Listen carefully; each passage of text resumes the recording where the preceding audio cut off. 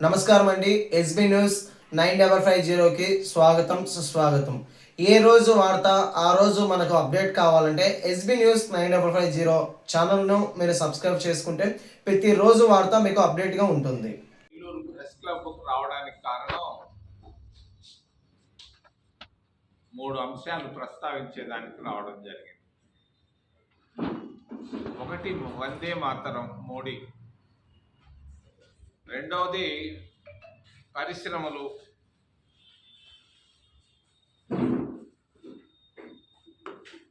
మూడవది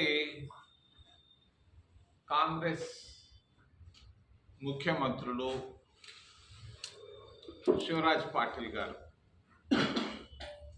శివరాజ్ పాటిల్ గారు మృతి బాధాకరం. ఆయన ఒక జెంటిల్మన్ పాలిటీషియన్.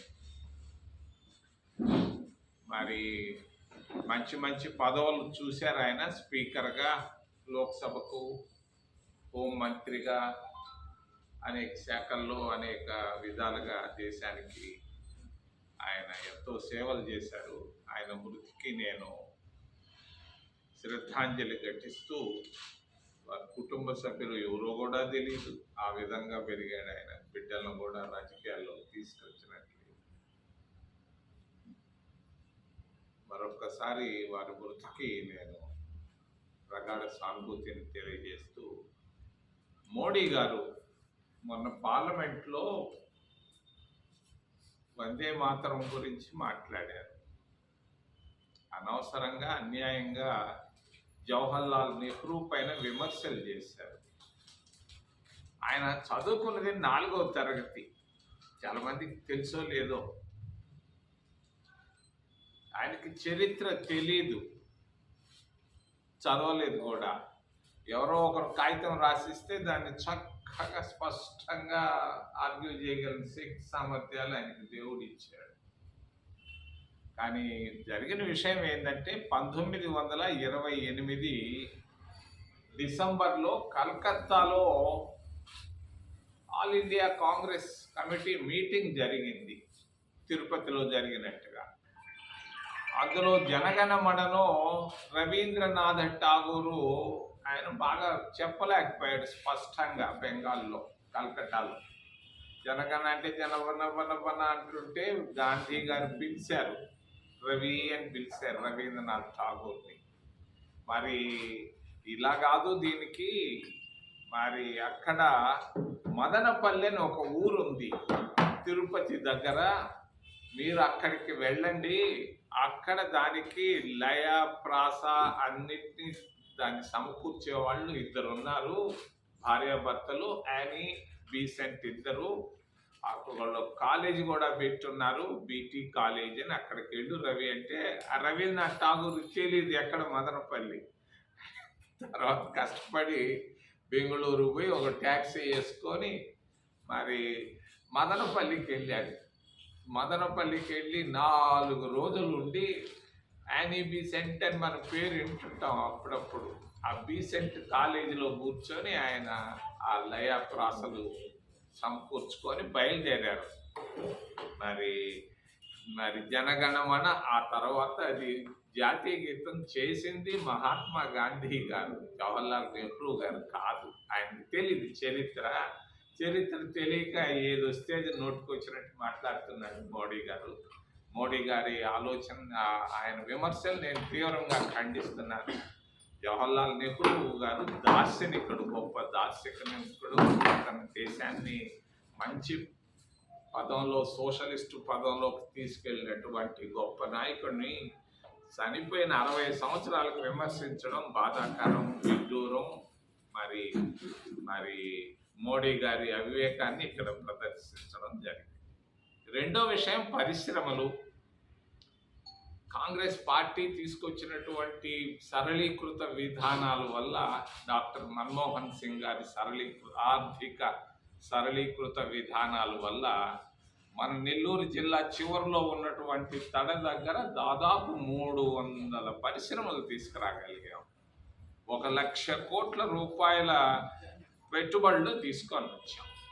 దీనివల్ల దాదాపు 1,00,000 మందికి ఉద్యోగాలు రావడం జరిగింది. శ్రీ సిటీలో, మేనపూర్ సెద్దులో కానీ ఇక్కడ ఉన్నటువంటి కృష్ణపట్టణం దగ్గర దగ్గర. మరి మేము కాంగ్రెస్ పార్టీ ఇన్ని 1,00,000 ఉద్యోగాలు 1,00,000 కోట్ల పెట్టుబడులు తెచ్చినా కూడా మేమెక్కడ దాని గురించి డక్కా బజాయించలేదు. మరి ఈరోజు చంద్రబాబు నాయుడు చేస్తున్నాడో లేదో, వస్తున్నాయిలే. మరి ప్రతి దానికి ఒక కాగ్నిజెంట్ ఫ్యాక్టరీని తెచ్చాడు. తమిళనాడు కూడా కాగ్నిజెంట్ ఫ్యాక్టరీ వచ్చింది, మరి కోయంబత్తూరుకు కూడా వచ్చింది. ఈ విధంగా డంకా కొట్టుకోలేదు చంద్రబాబు నాయుడు కొట్టినట్టుగా. రాబోయేదానికి ఎందుకు 1,000 కోట్ల రూపాయలు ఖర్చులు పెడుతున్నాడు? ఇది పొరపాటు. నువ్వు చేసేది చేసి చూపించు. దాని కాగ్నిజెంట్ ఫ్యాక్టరీ వల్ల 1000 ఉద్యోగాలు వస్తాయో, 2,000 వస్తాయో లేదో పూర్తిగా ఇంకా వివరాలు రాలేదు. శ్రీ సిటీలో మేము 1,00,000 ఉద్యోగాలు తీసుకొచ్చాం, 1,00,000 కోట్ల రూపాయలు పెట్టుబడులు తెచ్చాం. మేము ఎప్పుడు నీలాగా జంబాలుగా చెప్పుకోలేదు. చంద్రబాబు నాయుడు కొంచెం ఇవన్నీ ప్రకటనలు ఇవన్నీ ఎక్కువగా మాట్లాడటం కంటే పని చేసి చూపిస్తే బాగుంటుంది. నీకు ఒక పని పెడుతున్నా నేను పత్రికల ద్వారా. నెల్లూరు జిల్లా నుంచి మైక్రోసాఫ్ట్ అని ఒకటి వస్తూ ఉంది.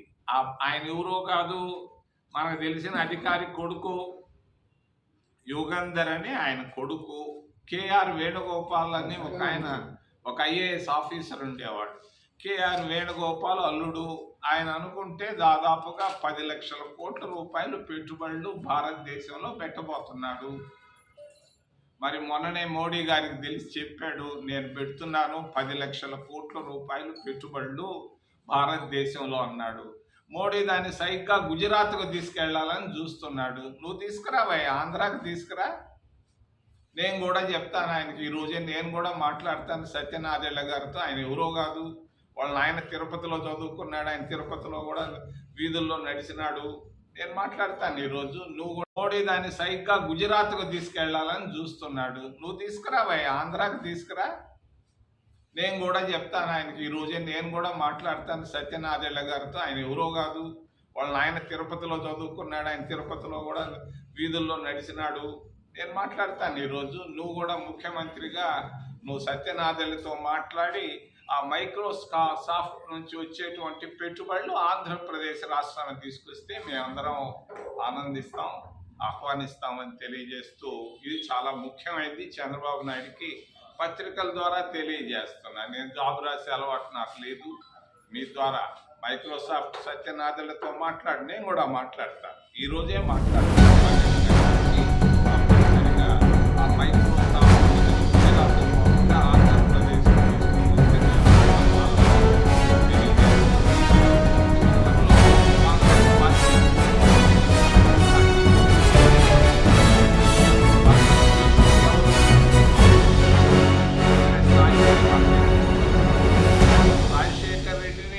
మంత్రిని చేసింది కాంగ్రెస్ పార్టీ, ముఖ్యమంత్రిని చేసింది కాంగ్రెస్ పార్టీ.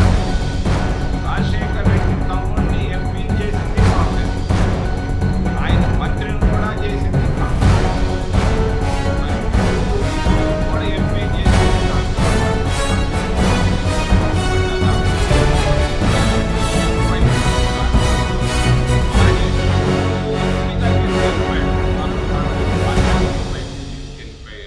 జగన్మోహన్ రెడ్డి. ఇది చెప్పక తప్పదు. రెండోది, ఈ జిల్లాలో పుట్టిన జనార్దన్ రెడ్డి ముఖ్యమంత్రి చేసింది కాంగ్రెస్ పార్టీ. మరి జనార్దన్ రెడ్డి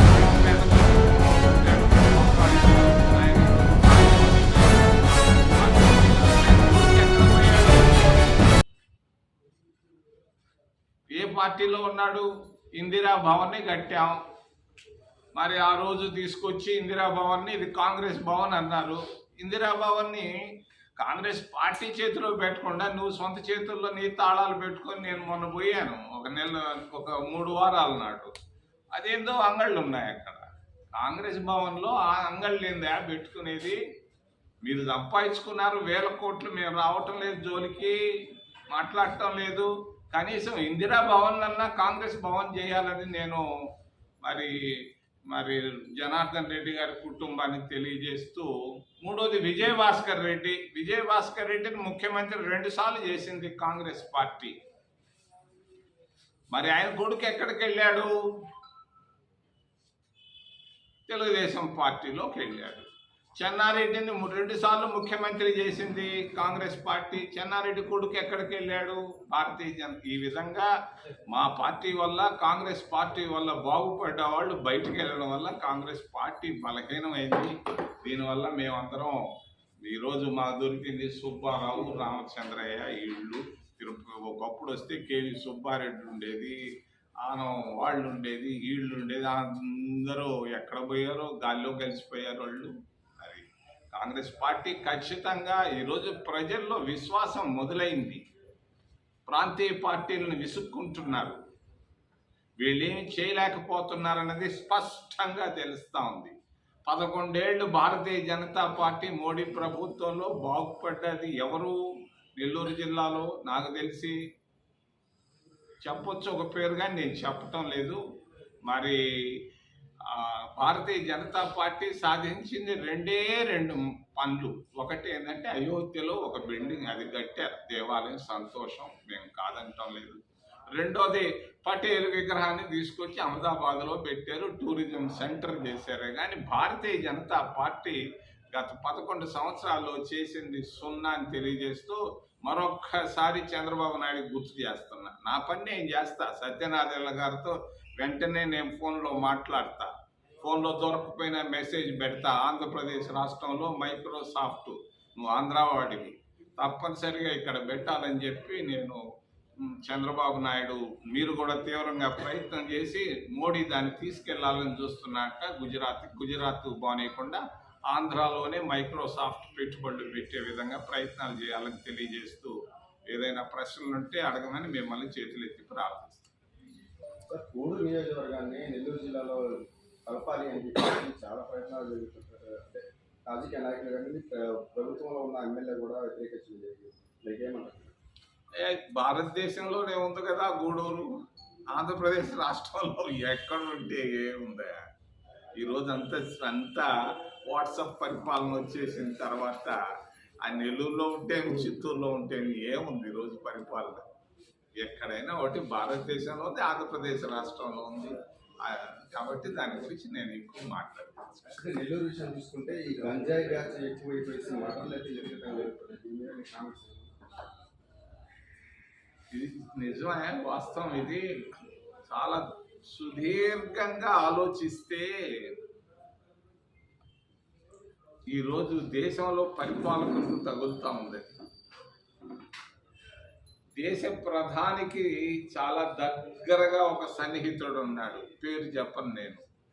ఆ సన్నిహితుడికి ఒక పోర్ట్ ఉంది, కృష్ణపట్టణం పోర్టు లాగా ఒక పోర్ట్ ఉంది. ఆ పోర్టు నుంచి అన్ని గంజాయే కాదు, అన్ని మారక ద్రవ్యాలు వస్తున్నాయి. ఆయన పెట్టుబడులంతా ఈ మారక ద్రవ్యాలపైనే. నిన్ననే నేను చూశాను టీవీలో, మరి వెనిజులా నుంచి అమెరికాకి ఈ డ్రగ్స్ వెళ్తున్నాయి షిప్పుల ద్వారా. ఈ విధంగా భారతదేశానికి కూడా షిప్పుల్లో వస్తున్నాయి. దీనివల్ల చాలా నష్టం భారతదేశానికి, యువతకి, అందరికీ. ఇటువంటి జరగకుండా చర్యలు తీసుకోవాలని నేను దేశ ప్రధానమంత్రి గారికి నేను తెలియజేస్తాను. ఇక్కడ కూటమి ప్రభుత్వానికి అంటే పోలీసింగ్కి మీరేం చెప్తారు సార్? ఇక్కడ అదే డ్రగ్స్ అవి విచ్చలవిడిగా గంజాయి దొరుకుతున్నాయి కదా. సో నెల్లూరులో ఇప్పటి వరకు ఎప్పుడు చూడలేదు ఇటువంటి పరిస్థితి, ఇన్ని మర్డర్స్ ఇవి ఇట్లా